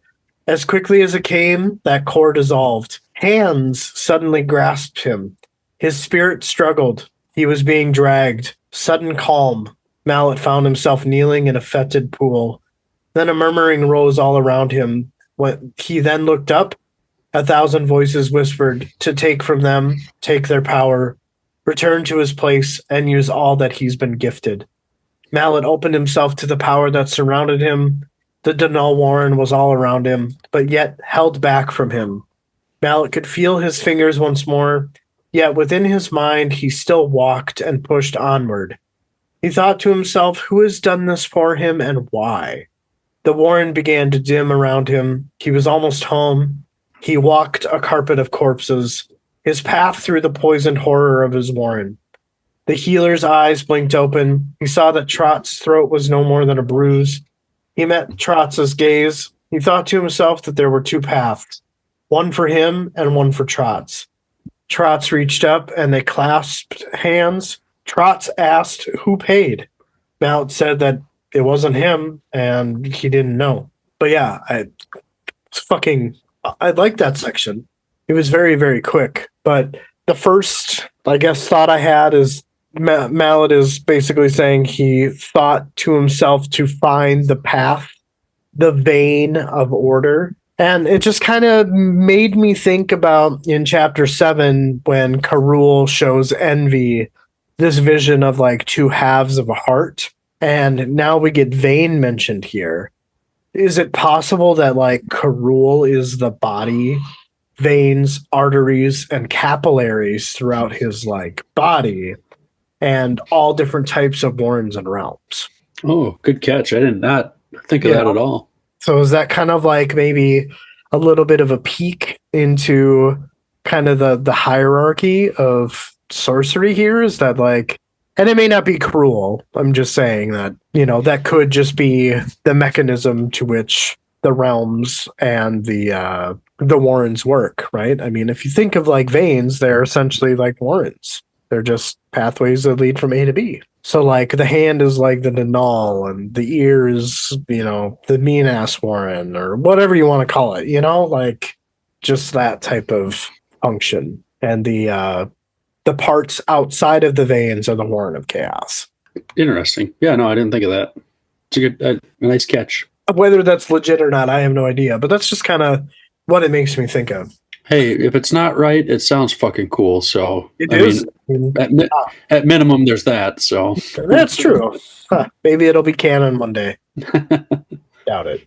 And then just after the murmuring voices tell him to use what's been gifted, they end this rant by saying that this path they have laid was a costly one. And I wonder what that cost would be. Is it potentially just the discovery of a new warren to their enemies, or is there more? I didn't really know what that meant either. I was really struggling with that. So if there are folks out there that can clarify without really spoiling anything, that would be much appreciated. But yes, I'm sure that will be all revealed in good time. Yeah. Just the like term carpet of corpses, like that's pretty fucking wild. Yeah. Yes. And we're going to talk about that. Okay. Sorry, that was just my little interjector right there. No, it's a great segue. But the last thought that I had, so the Barghast Warren, we don't really know what it's called. I'm guessing act as like a protection. So Mallet could utilize his Denal Warren, like gloves, right? But what was the thought about walking on the carpet of corpses through his warren? Is that supposed to represent the spirits that died using it? Or the recent deaths of conjuring the warren and the deaths from the poison? Like, I find it very interesting, but I would just love some clarity on that. Or is it like it wouldn't be like those from the first landing, would it? The carpet of corpses? I think they're talking about within his warren, though. Within the Denal warren. Gotcha. Yeah. So I don't know. Yeah, I could use some clarity too. No, cool. I don't know. Our listeners out there, I do not have it for you. I'm not answering your question. Love some clarity, or at least the affirmation that it will be revealed in due time. Yeah, maybe a little breadcrumb to lead us along. Yeah. But I mean, outside of that, I didn't really have, like, everything happens in such quick succession here, So at this point, Trotts is healed. It's just a bruise. So I would imagine that, that's done. But, there's still this like tension on what happens, now that they know there isn't going to be a tie. You think how do you think Trotts is going to feel after all this? Like, if somebody raises a hand like towards his face, you think he's just going to chop their fucking arm off? Like, I mean, I would. I'm not doing this again. Not doing this game again. I've been down this road. Yeah, I don't know. I mean, I guess we don't really know a ton about Trotts. He definitely seems to speak in riddles and rhymes. So I'm not too sure. I can't answer that one either. Well, you want me to go here again? Another short one for me. Doer tour. Bran could not move, dared not get any closer. All he could see were his soldiers huddled around Trotts. He thought that he gave the healer the command to kill himself to save Trotts. If that was the burden of command, then he did not want a part of it. He didn't feel worthy of judging who lived and died. It was a nightmare he didn't need. He asked Mulch for a situation report. He told Paran he would live. Trotts would survive, while Mallet only had superficial wounds that he would tend to. Paran told Mulch he was dismissed. Mulch was confused. Paran told him to take care of Mallet and get out of his sight. As he waited to hear the man leave, he also waited for the pain in his gut to resume, but it never did. Paran took a deep breath and thought that no one would die. They would all make it out. He needed to tell Tower that Trotts won, and the rest of them could go to hell. Yeah, I kind of feel a little bit bad for Paran. I think that, like you mentioned earlier, he thinks that he's a dick, which he kind of was, but it backfired on him. Mallet just thought that he was doing what any Bridgeburner would. But I think it's interesting that he waited for the pain in his gut to resume, but it never did. So I feel like this is telling him that what he's feeling is correct. Maybe. I don't know. I think there's something to that. I don't know what, though. Yeah, I don't know. I mean, I'm not sure. I feel like I didn't. Nope. You could. I'm not saying anything. I'm rambling. Go ahead. I'm just saying that I think that like the pain that he's feeling in his gut are more or less things telling him that he's like going the right direction, like hot potato, so to speak. If you feel the pains, probably not doing what you should be doing. You're running away. But if you feel the pains, you're running away. If you don't feel the pains, you're going the right direction. Sure, I can get on board with that. Where that leads or what the specifics are, I have no idea. Yeah. I don't think that's meant for us to figure out. I think we could probably continue on here. Like I said, I've got some thoughts on like the leadership aspect of things that I think are in my last section. So I'll just save it for there if you want to continue on. Yeah. Let's do our tour. Mulch and Aimless watched as Paran strode towards Tor's tent. Mulch said that Paran was a hard bastard. Aimless said he was as cold as a Jaghut winter, and that Mallet looked to be a dead man for a minute. Mulch agreed, and after some silence, Mulch said that the captain might just make it after all. One of the soldiers nearby shouted and said to look at the ridge. He shouted that he could see Datorian and Spindle and that they were carrying someone between them. Mulch said that it was probably Quick Ben, as he likely played too long in his warrens. Aimless sneered and said who needs those lazy mages anyway. Mulch asked him about the necessity of healers. Aimless' jaws dropped as he tried to cover up his statement. Mulch tells him to stow it and asks what these Barghast will do to them. Aimless said that Trotts had won. Mulch simply said, so? And Aimless's jaw dropped a second time. So again, just another very quick section. I think that, again, the Bridgeburners are kind of having or changing their tune for Paran, which is a good thing, I think. I mean, if they don't want to kill him right now, that seems to be a good thing for Paran. Right, exactly. I love the banter, and I know that this, it's almost become a theme in this chapter, is just the amount of banter. And I can say it now, I can say it then, but going back to where we started this conversation, I felt like this entire chapter is just that humor before some fucked up shit. Some like, here's a little treat before you're served broccoli and cauliflower for a long time. Well, but even like, I don't even know how much humor it was. It might have just been seriousness. Because, I mean, they've kind of heard the whole time that, well, even if Trotts wins, they still might die. Yeah, I mean, maybe it's just humor for the reader, not necessarily for the characters. Sure, that's fair. That's all I had.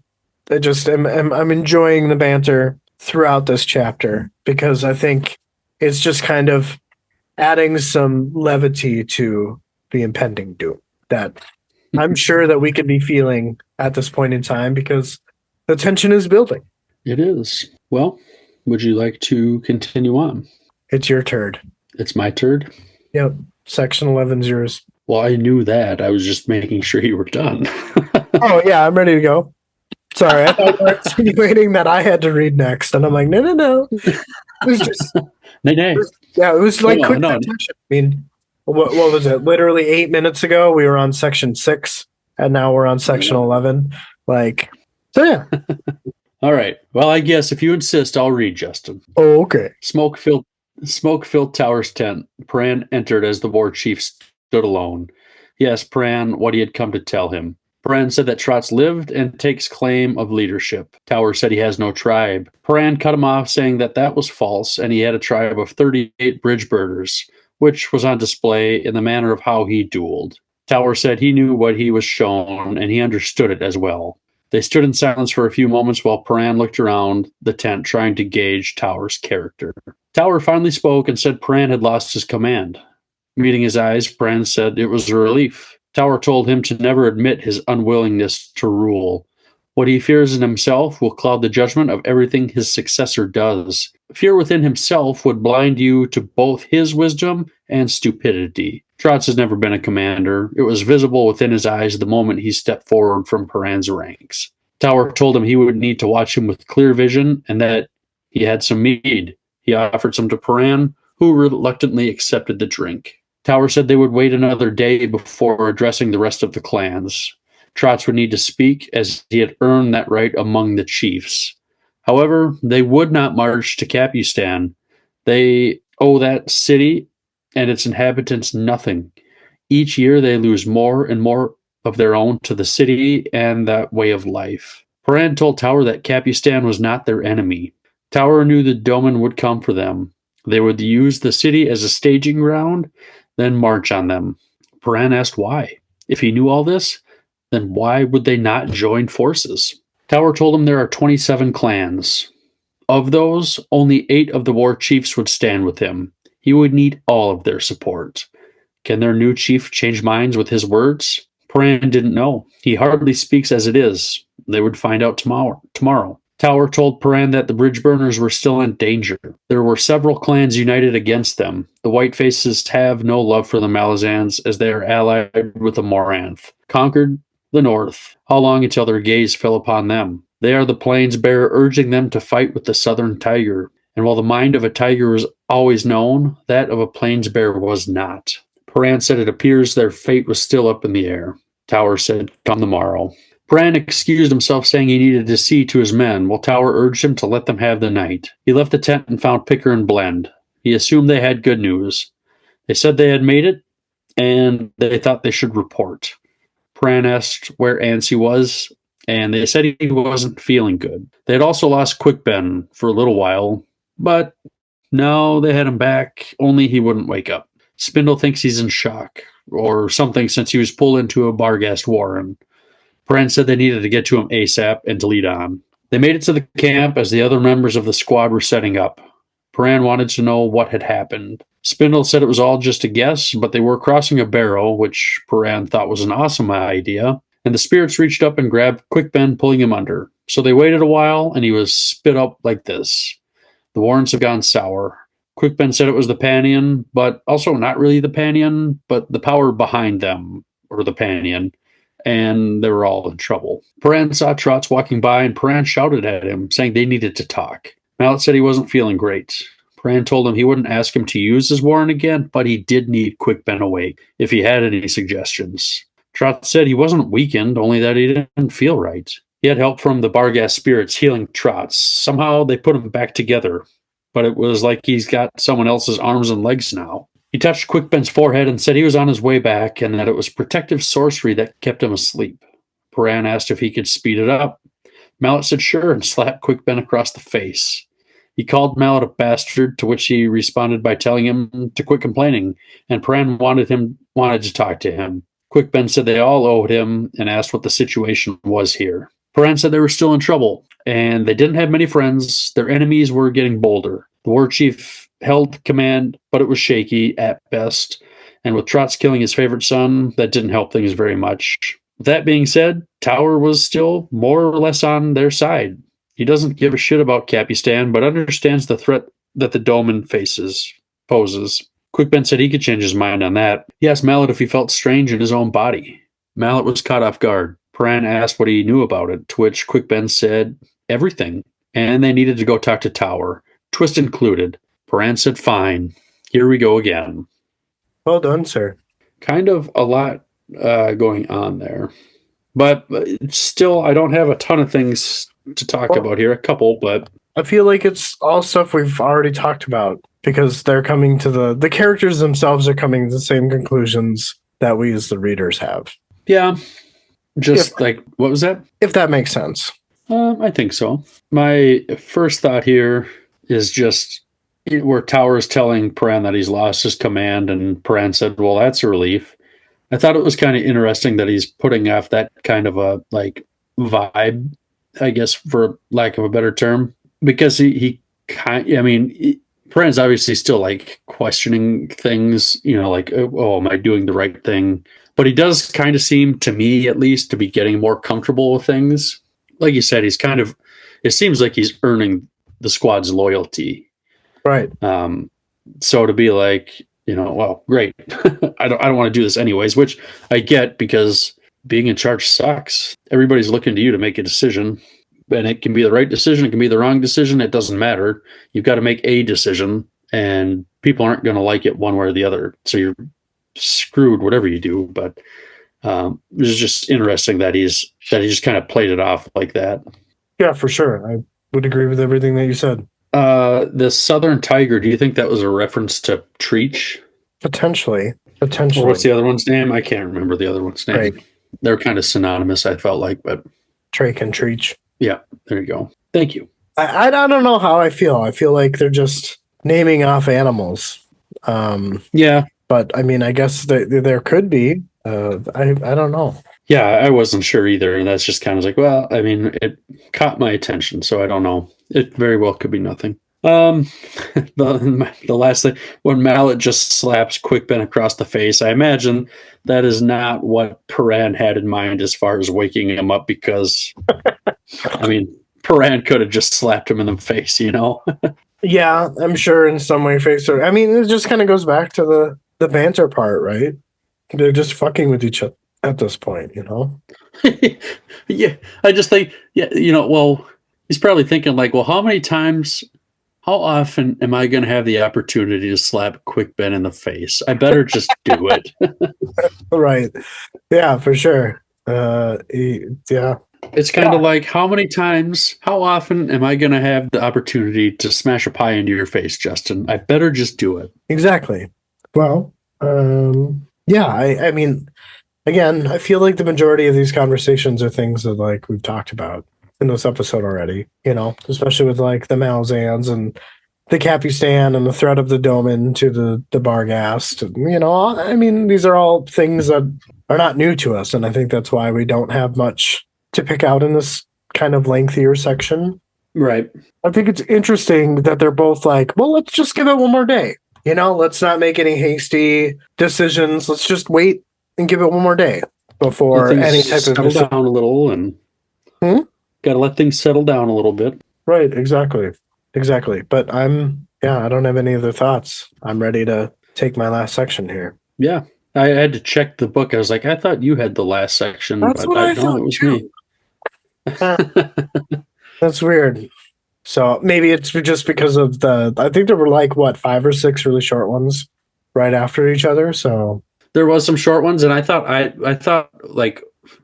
had a section that was like longer, but I didn't realize that it split to one of your sections. So as I was summarizing, I was like, oh man, I got a fucking big one here, but it was broken up with one of yours. That's good. Sunset approached, and the Barghast resumed their dancing and their dueling. Picker sat near Humble Tor's tent, complaining about not having anything to do. She tells Blen that she doesn't think this is all over. Blen asks if she should hunt Ansi down. Picker tells her not to bother, as a Baran maiden was taking Ansi for a ride. The two joke and laugh about how long Ansi would last, and how displeased the Baran maiden would be. Picker gets back to being serious and explains that they could all be dead tomorrow, regardless of what Quick says to Tor. They switch the conversation to Trotts and his win, but converse about how it should have been Detorin in that ring, as she would have ended it before it even began. They joke about the Gilk warrior that Detorian had taken into some bushes, and how he's probably dead. They fell silent and watched the ongoing duels of the Barghast. Picker gets lost in thoughts. Blend is then heard saying that the air feels strange. The torques on Picker's arm were hot and slowly getting hotter. Blend asks Picker if she remembers the night in Black Dog. Picker thought to herself that she did remember the Rivy burn ground, the malign spirits rising up from the ashes. She tells Blend that she does remember. Blend says that there are spirits loose. They talk about where the nastiest of the Barghast spirits are, and how if they were here, they wouldn't want to miss anything like this. Picker tells Blend to think of something pleasant for a change. Blend tells Picker that she's going to take a look around, because if this is their last night, she might as well enjoy it. Picker watched as her friend slipped away into the shadows. Picker has thoughts about how Blend had left her more miserable than before, thinking about where the baddies of the Barghast were laying in wait, ready to jump them all come the morning. Spindle made his way to her, smelling like burnt hair. He crouched down and said that it wasn't going well. She asked what was. Spindle elaborated and said that half the soldiers were drunk and the rest were not that far behind. The captain going into that tent and not coming out wasn't a good sign. They won't be in any shape to defend themselves come dawn. Picker glanced at the tent, saw the silhouettes of the figures inside, and then after a moment told Spindle to not worry about it and to just go have some fun. Spindle gaped and said, "Fun?" Picker said to go on. She's out there, but he might want to remove that shirt. The mage said that he couldn't do that because what would his mother think? Picker studied the man and slowly reminded Spindle that his mother was dead. She could not be there to judge and watch over him, and that he could sow his wild oats. The mage ducked down as if dodging an invisible slap before turning away and leaving. Picker thought to herself that maybe their ancestors were here.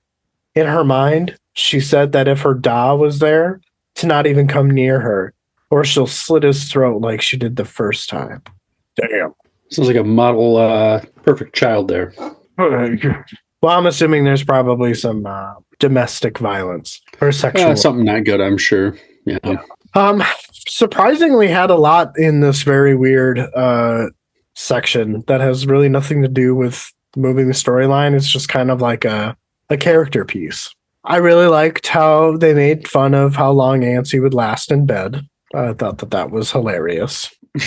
And I didn't pick up on it at first. It wasn't until I reread it where I'm like, oh, he's a 1 minute man and they're making fun of him for it. So, and then, moving on to the bashing of their colleagues when they're talking about Datorian. And I think this is hilarious as well. They're shitting on their own companions, talking about how she's railing this Gilk warrior because Edge had ran off and hid from Datorian, right? So, or because, he made a comment that ended up getting him smacked in the nose. So she's just like, I'm getting the sense that like she's rage fucking this dude because why not, right? If it's your last night on Earth, I might as well rage fuck, right? Go for it. The other thing is the torques on Picker's arms. I remember that happening, but it's really interesting that they really haven't been mentioned up until this chapter. So and I know that they were Treach's torques. So the fact that they're like hot and slowly getting hotter, is that like a sign that like Treach is rising or ascending or what I don't know what to make of that there. I feel like it's such a random character for this to be happening to. I did not think about that. I did not catch that, but there definitely could be something going on. Like just some like small foreshadowing. I don't think that like Picker is Treach incarnate by any means. I think that them getting hotter and hotter is supposed to represent something else concerning Treach. Gotcha.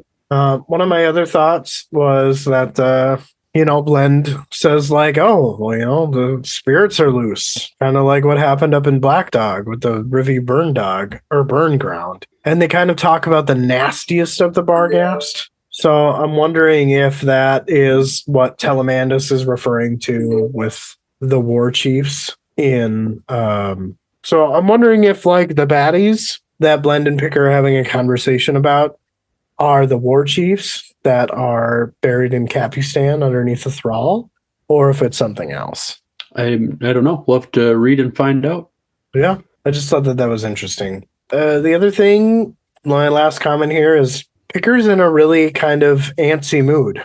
I think it's funny that she's kind of piloting and parroting Antsy's kind of persona here. Because she's like very negative, very like paranoid about what's going to happen tomorrow. And I feel like at the end, she just kind of comes to terms with it a little bit by telling Spindle to just don't worry about it. Just go have fun, So like maybe that's herself saying that, you know what, I'm just gonna enjoy it because there's not much I could do. It's out of my hands, Right. I mean, yeah.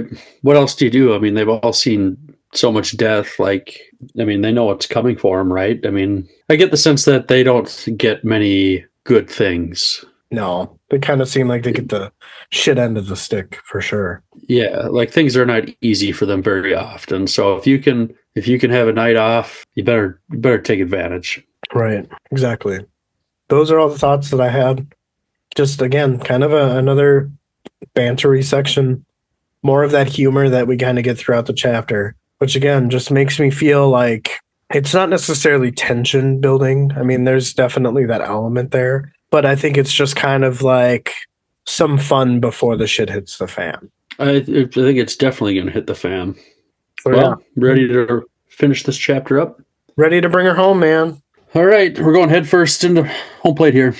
Pran left the tent thinking they were all awake. The real battle was done. He could almost see them, the dark godlings of the Barghast, facing the mortal dawn for the first time in thousands of years. Quickben came to stand next to him and said the Barghast spirits had left Mallet and asked Pran if he could feel them. The spirits?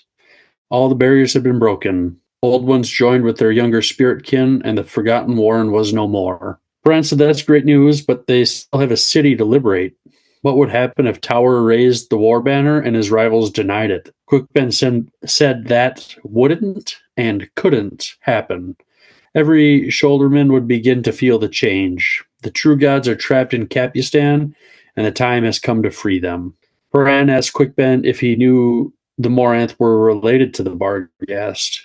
He said, yeah, more or less. And Tower and the tribes may not like it, but the spirits have embraced them. Bran thought he needed to sleep, but when he spoke, he said he needed to gather the Bridgeburners. Grinning, Quickben called the Bridgeburners Trotts' new tribe, and that he is new to responsibility, so he would have to teach him. Bran didn't know what he was supposed to teach him. He didn't know how to teach him beneath a chain of command. That was something he couldn't even do. I feel like I forgot a word there. One look at Whiskey Jack was all it took to know that no one could do that. They all strive to learn one thing: the ability to hide their thoughts, mask their feelings, and bury their humanity deep in their souls. And that's not something that can be taught, something that can only be shown. Kind of a heavy ending there. Oh, for sure. Yeah. Very ominous feeling. Yeah, and so this is why I feel like the Barghast must end up going to Capistan, and maybe it's not necessarily to liberate the city.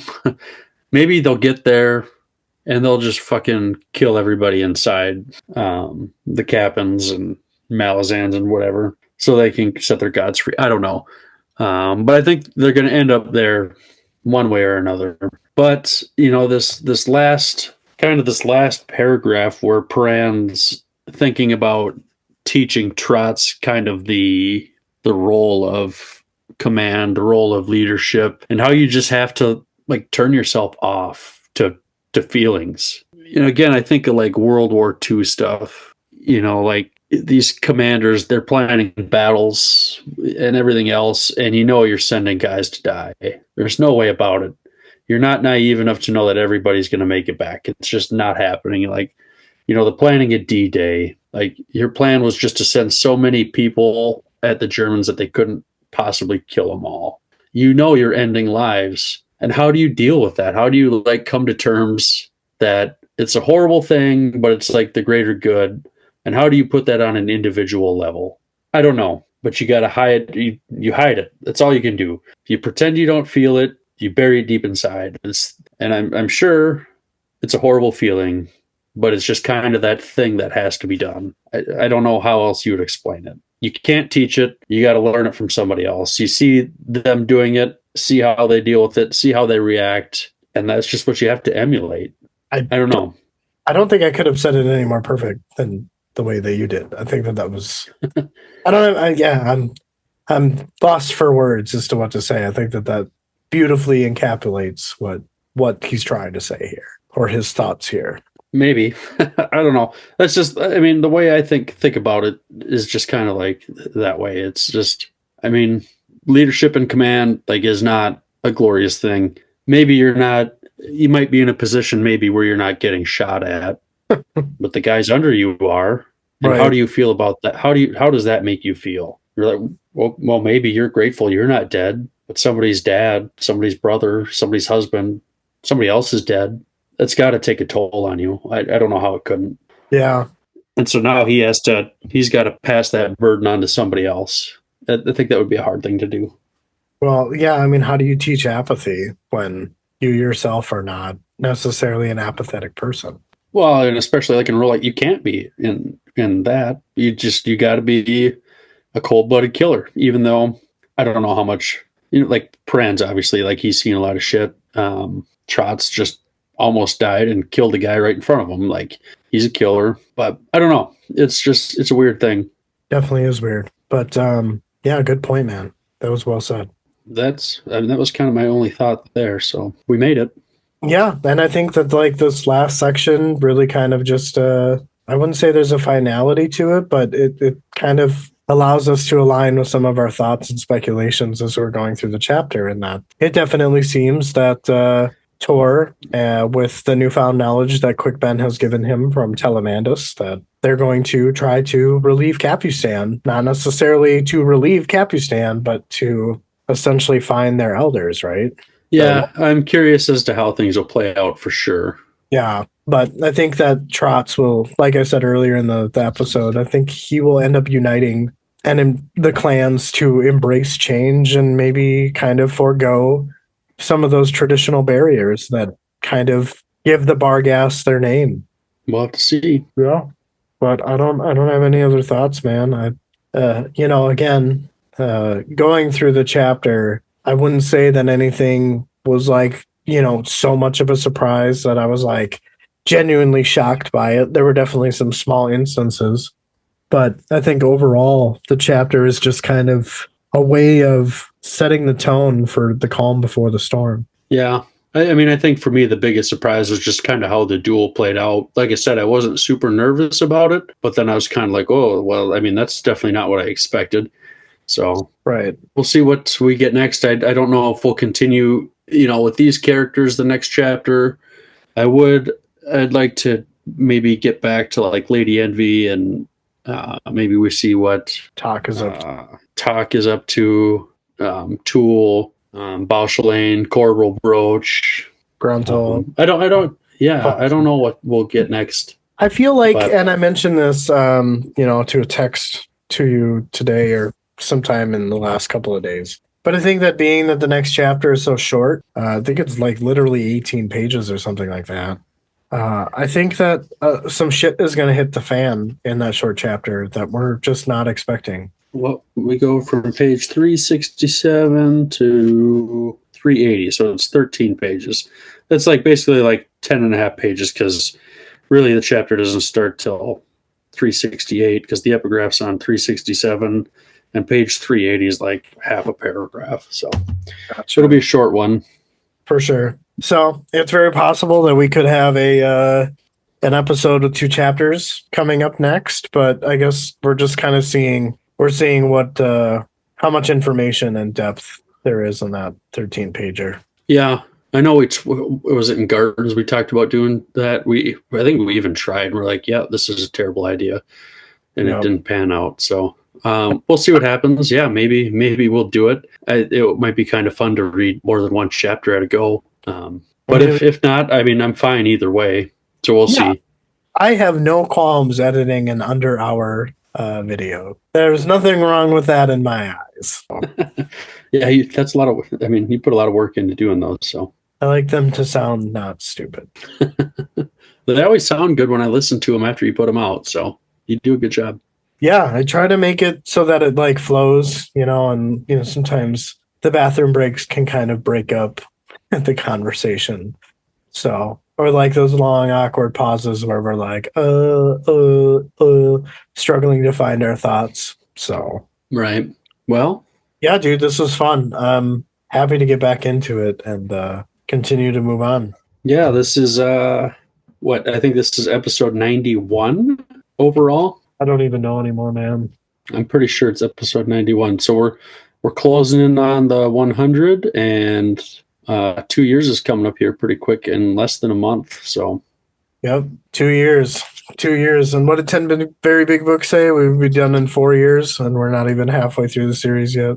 Well, I mean, we do other stuff. So, yeah, that's fair. That's fair. I always forget about that. That we're No, I'm not in a rush. No, I'm not either. I guess speaking of our other book here, I know you're not reading the collector's edition, but we did get to a point where we have one of the little page insert art things. So I thought that was cool All right. on Curse the Fallen. So Maybe you'll have to whip it out. You'll have to check that out. Yeah, it looks good. They're cool things. So yeah, awesome. Well, another great episode, sir. Should probably let you go, being that we started at 7. So yeah, I would say probably editing time a little over 2 hours, which is about our usual. It falls within our average. Well, I hope you have a good night. Enjoy your weekend here, and we'll talk soon. I'm probably not going to read this next chapter tonight. I'll probably do it tomorrow morning when I go stick a needle in my arm and donate plasma. Yeah, I don't know if I will. It all depends on what my kids want to do. I've been showing them Prison Break because it's like my favorite show of all time. I love that show. Oh, I never watched that. I always thought it looked good, but I never watched that. It is so incredibly smart. Like just the character development, the sequence of events, how shit goes down, how things play out is just it's really cool. I think that you would dig it. I probably would. It's on Netflix, isn't it? It's on Hulu. Oh, okay. I've got Hulu. I've been watching probably, I would guess, one of the shows that would probably be a polar opposite to that because it's not smart. It's stupid, but it's funny. But my wife, she would occasionally go work down in La Crosse, Wisconsin for like a week at a time. So she'd stay at a hotel, and she started watching Shameless when she was staying down there. So I started watching that, and I think she's on season 3 or 4, and she's been watching it with me. I just got into the second season, and man, that show is something else. Yeah, I've heard. I've never watched it, but I've heard. So. Oh man, it is. I mean, it's funny. It's meant to be, I think, a funny show, but then there's like it has its moments where it's like it's serious. Like it's good. My God, I don't know. Like, you know who William H. Macy is? He was in, I think, Jurassic Park 3. Oh, yeah. I don't know. He's been in other shit too. But he is, like, the show takes place in Chicago. And he's a piece of shit dad, and he's got 5 kids, and his oldest daughter is taking care of these kids in this house. And all he does is get drunk and, like, pass out in the street, basically, and get into these other shenanigans and stuff. And it's pretty wild. But like I said, I mean, it's more than just... I guess I would classify it as like a dramedy type show. It's like a drama comedy. It's pretty good. Okay. All right. Would not show your kids at all. For sure. Yeah. No. All right. Well, maybe, I've been curious about it, but maybe I'll take the plunge. I think it would be in your like realm of humor. Okay. All right. I'll take it. Sounds good, sir. Well, have a good night, man. Well, I'll probably text you tomorrow when I'm reading this chapter. All right. Sounds good, man. I'll be around. All right. Have a good night. Take care, dude. See ya. Bye.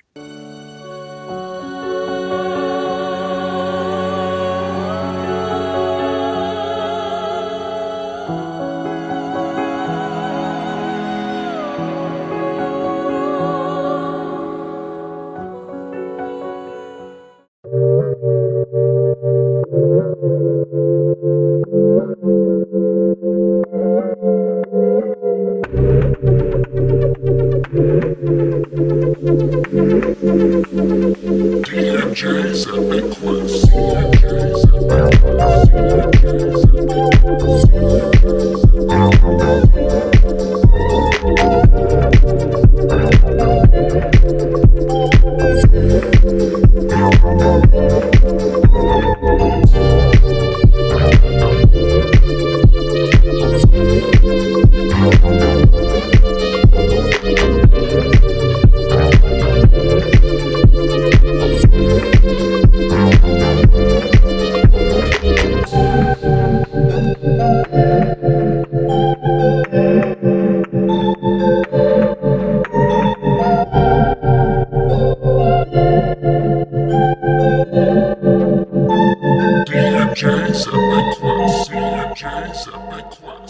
DMJ's CNJ's Epic Quest. CNJ's Epic Quest.